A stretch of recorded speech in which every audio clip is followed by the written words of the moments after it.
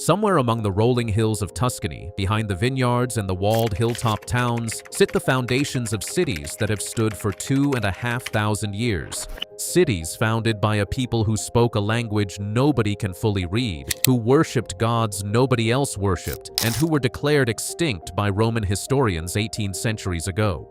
The textbooks will tell you they were migrants, a mysterious civilization that arrived from somewhere across the sea, built one of the most sophisticated cultures in pre-Roman Europe, and then simply vanished, absorbed, erased, gone.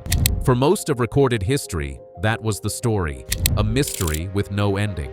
Then ancient DNA was extracted from the bones they left behind, and when the results came back, almost every part of the textbook story fell apart. The Etruscans were never who we were told they were, and more unsettling than that, they never actually left. To understand what the DNA overturned, you have to first understand what the DNA was overturning, and that means going back to a civilization that for nearly 700 years shaped almost everything the Roman world would later become.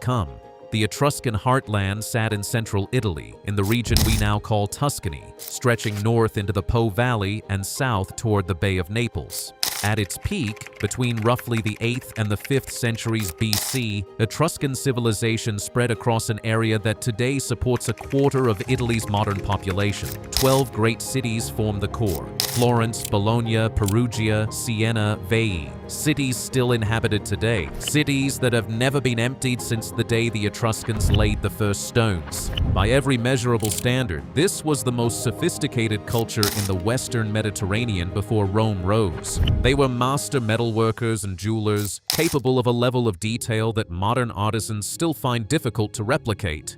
A single Etruscan pendant depicting the river god Achelous was crafted with grains of gold less than half a millimeter in diameter.